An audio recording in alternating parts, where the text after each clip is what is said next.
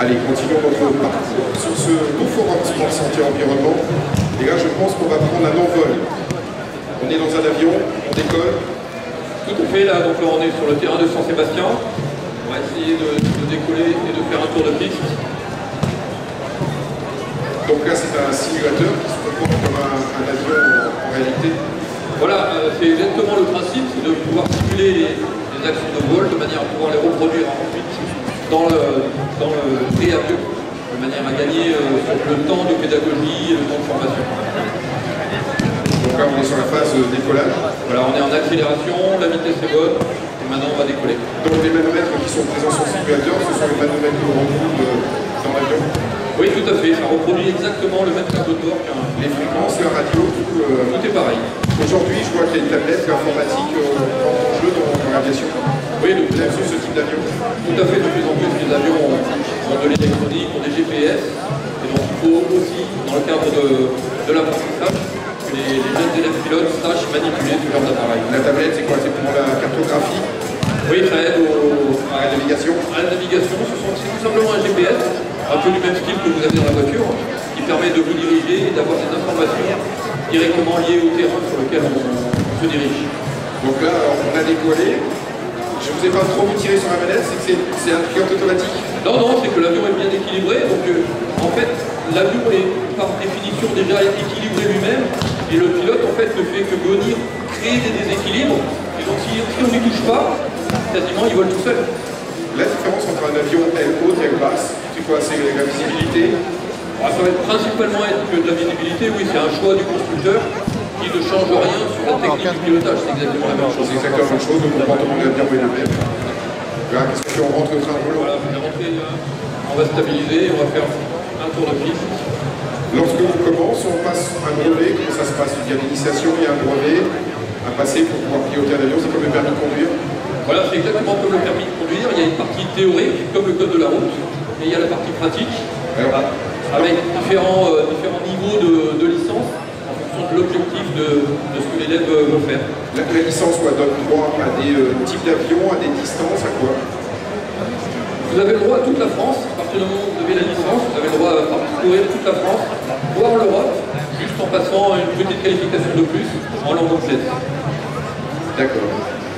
Donc là, on vole, On se balade au-dessus de l'océan. Voilà, on est sur l'Atlantique, on est à Saint-Sébastien. On voit le terrain qui est sur notre gauche. C'est vers 15-16 ans. Oui. Puisqu'un pilote a le droit d'être breveté à partir de 17 ans, donc un an avant la voiture. D'accord. Et la partie théorique comporte plusieurs sujets, météorologie, navigation, précipitation. Il faut faire attention à la météo quand on vole. Tout à fait. Donc, là on a de la chance, aujourd'hui il fait beau, mais c'est malheureusement pas toujours le cas et il faut connaître les limites et de l'avion et du pilote. Est-ce qu'il faut des connaissances mécaniques de l'avion si vous arrivez à un souci, on sont obligés d'atterrir en quelque part? Alors la mécanique pure, non, on a des mécaniciens qui s'occupent de ça, un peu comme la voiture, il y a des garages. Après, il faut savoir comment ça fonctionne évidemment, comment fonctionne le moteur, comment fonctionnent les gouvernes. Le niveau d'huile? Le niveau d'huile, on fait le niveau d'huile avant de partir à chaque fois. D'accord. Juste pour être sûr qu'il y ait de l'huile, hein, parce que en voiture, vous pouvez vous arrêter sur le bord de la route, bah, que nous, on va s'arrêter. Donc on vérifie qu'il y a de l'huile avant de partir, oui, tout à fait. Pour passer le brevet de premier niveau, c'est quoi? C'est un budget de combien à peu près pour l'apprentissage? Alors il y a plusieurs niveaux, il y a ce qu'on appelle l'ABL, qui est l'autorisation au brevet de l'APL, qui peut se passer au bout d'une quinzaine d'heures. Et après le premier niveau, la première licence, c'est 30 heures de formation réglementaire minimum, en sachant que les élèves y arrivent au bout de 35-40 heures. Et ensuite le brevet dit pilote privé, c'est 45 heures de formation minimum. D'accord. Et le budget? Il faut compter 130 € à peu près de l'heure. De l'heure, d'accord. Mais c'est réparti sur 2 ans, 3 ans. Voilà, donc c'est un quota. Un budget de 5 000 € à peu près. Un peu plus, mais réparti sur 2-3 ans. 2-3 ans, est-ce que ça donne des vocations à des jeunes de faire pilote d'avion de ligne, pilote de chasse? Tout à fait, au sein de l'aéroclub, on a des anciens élèves qui aujourd'hui sont pilotes de ligne, pilotes de chasse. D'accord. Le club se trouve à l'aéroport de Fréchampniers. Exactement, à Fréchampniers. Est-ce qu'aujourd'hui, l'arrivée de grosses sociétés comme Airbus ou des sociétés comme Union qui sont sur l'endroit de l'aéroport aident au club à pouvoir apporter des aides et des solutions? Alors, il n'y a pas trop de synergie par rapport à ça.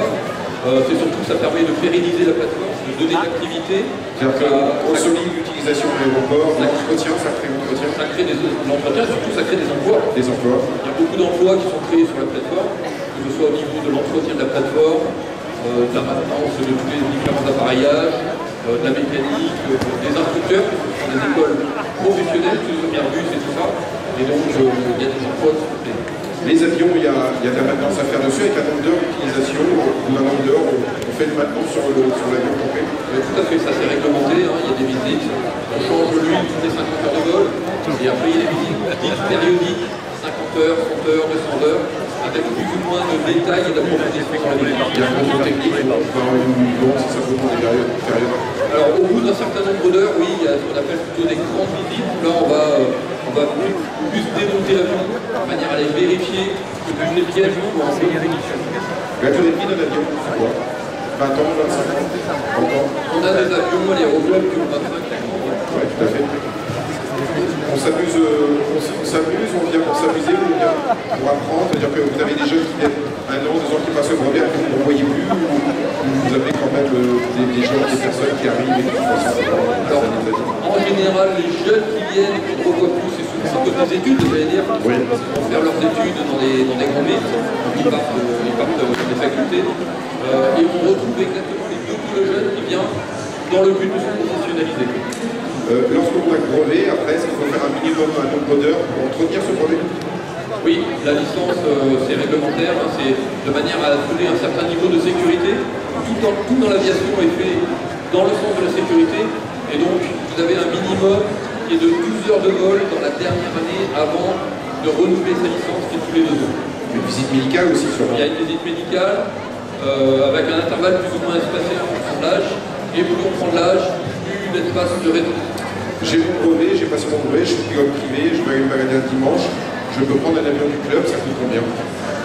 La location d'un appareil d'un 2 places aujourd'hui, c'est dans les 110 €.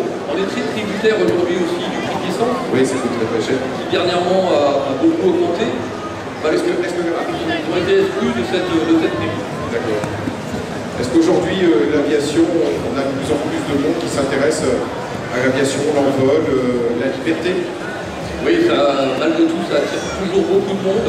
On le voit avec le simulateur sur ce forum, ça attire toujours beaucoup de jeunes, beaucoup de gens qui sont intéressés. Et même à l'aéroclub, on voit beaucoup de personnes venir, ne serait-ce que pour rêver, pour voir les avions. Est-ce que vous pouvez faire un tour aussi pour demander à pouvoir faire une évolution dans l'air comme ça? Oui, on voit beaucoup de gens qui viennent prendre ce qu'on appelle des vols d'initiation aujourd'hui, de manière à voir, à faire des essais, à toucher les commandes, voir ce que c'est, voir si est-ce que ça va me plaire. Et beaucoup de gens, j'allais dire, transforment l'essai et s'inscrivent à l'aéroport. Si demain j'ai envie d'aller me balader dans le ciel, je viens vous voir, est-ce qu'on peut aller faire un tour d'avion? Je finance le vol.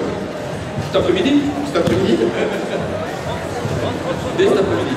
Dès cet après-midi, on peut. Je paye quoi? La location de l'avion à taux horaire? Voilà, c'est comme ça que ça se passe. Hein. Alors pour un baptême de l'air, c'est comme tout ce qui est dans l'aviation, comme on l'a dit, c'est réglementé.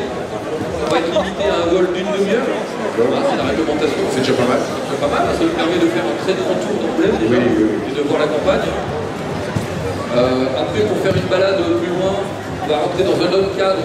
Faire un déclaratif. Alors, c'est pas ça, c'est qu'il faut qu'il y ait une participation des frais de la part du pilote. D'accord. Voilà, parce que c'est là qu'il y a le distinguo entre l'aviation de loisir et l'aviation commerciale. Oui, après, il ne faut pas que ça devienne voilà, faut pas que ça devienne une activité commerciale. D'accord. C'est plaisant l'avion. Ah oui, on est dans l'air, on est dans le ciel, on voit les oiseaux. Regardez, c'est un peu motorisé. L'aviation électrique. On y vient. Électrique ou hybride ou d'autres technologies. Il y a malgré le bashing qui est fait sur l'aviation, on se rend compte que déjà l'aviation d'une manière globale dans tous les avions ne représente même pas 2% de la pollution globale. Oui. Okay. Et c'est une activité qui fait d'énormes efforts justement pour l'écologie, pour l'environnement. Pour limiter cette pollution. Il y a énormément de recherches qui sont faites sur les moteurs électriques, sur des moteurs hybrides. Vous allez pas plus loin qu'à Royan, où il y a une société qui est en ce moment en train d'essayer de développer un moteur hybride de manière à limiter l'impact de la pollution de l'activité aviatique. En ce moment, aux informations, on entend souvent parler qu'on commence à faire la guerre sur les jets privés, sur les vols et tout ça. Est-ce qu'on se trompe de route? On se trompe complètement, c'est de la pure démagogie à ce niveau-là. C'est quoi? C'est pour dire aux plus riches, dire faites attention, participez à l'environnement, à l'écologie, faites attention à votre empreinte carbone. Alors, tout à fait, on peut comprendre que les gens ne comprennent pas que des gens utilisent un avion d'affaires pour faire des déplacements. Il faut voir que ce sont des compagnies qui créent beaucoup d'emplois et qui ont besoin, leur temps est compté. D'aller très vite. Ils ont besoin d'aller très vite sur leur lieu de travail. Et l'aviation d'affaires représente que 0,5% de la c'est minime. C'est la pure démagogie, c'est un faux débat. Joël, un petit mot à nous dire sur le club de Brie-Champier? Sur le club de Brie-Champier, toujours une belle structure, puisque pour la petite histoire, on aime bien dire ça, ça va bientôt être dépassé. On a quasiment plus d'élèves pilotes que l'école Airbus qui est à côté. Ils montent en charge, on résiste. Est-ce qu'ils viennent vous piquer des élèves? Non, pas du tout. Au contraire, on est très fiers si on peut leur envoyer des élèves. Ils tirent dans une autre catégorie que nous, c'est des formations professionnelles, bien sûr. C'est l'avantage d'être à côté d'une grosse société, c'est-à-dire qu'on a des élèves, on leur fait passer les brevets, et après, Airbus à côté, dire nous, on peut proposer une profession, un métier. Bien sûr. Et avec l'image d'Airbus, c'est sûr que ça ne pas. C'est des brevets qui ont testé nos élèves. Donc non, il y a une excellente collaboration et de très bonnes synergies. Ça fait bonne publicité pour vous? Tout à fait, bien sûr. Ça fait rêver les jeunes. Oui, quand on a une grosse société à côté Airbus, on dit bah oui, pourquoi pas? C'est des plans A, il faut aussi prévoir des plans B, mais c'est aussi ce qu'on montre aux jeunes qui viennent chez nous par le VIA. On essaie bien sûr de les initier au pilotage, mais on essaie aussi de leur montrer que il y a en aéronautique des filières de professionnalisation incroyables. Exactement, il y a tout un environnement autour de l'avion et de l'aviation. Après, des industries dans le Grand Sud-Ouest, des industries aéronautiques nombreuses, de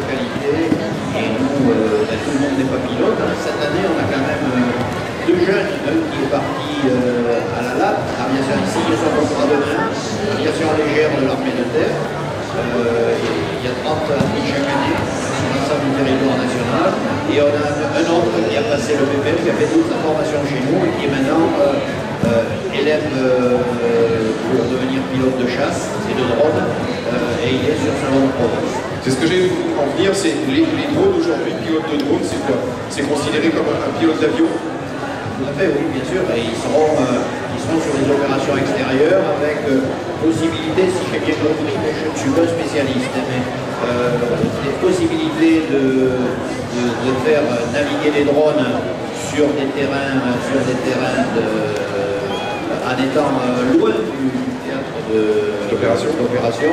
Et ils pourraient également, avec leur drone, être très très proche du théâtre d'opération. Donc c'est quelque chose qui se développe et nous l'avons ici sur Cognac. C'est Reaper, je crois, Reaper et plusieurs d'ailleurs. Mais bon, là, après, nous passons le relais. On a, pour les jeunes du BIA, dans 15 jours, là, on recevra les jeunes de l'armée qui viendront présenter aux jeunes qui préparent le BIA ou qui sont BIA. On a regroupé les deux sessions. Ils viendront expliquer un petit peu les carrières aéronautiques pour devenir un générique d'aviateur.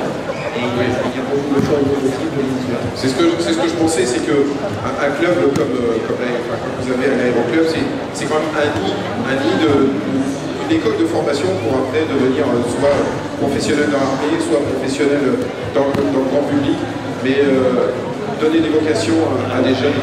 Tout à fait. Alors, c'est sûr qu'il y a eu, avec le Covid, il y a eu certaines rigidités de problèmes, ça repart, mais le programme des pilotes, ce n'est qu'une partie. On a aujourd'hui beaucoup de jeunes qui sont de bord dans des compagnies prestigieuses, mais on a aussi beaucoup de jeunes qui sont ingénieurs aéronautiques, qui travaillent dans des grosses boîtes.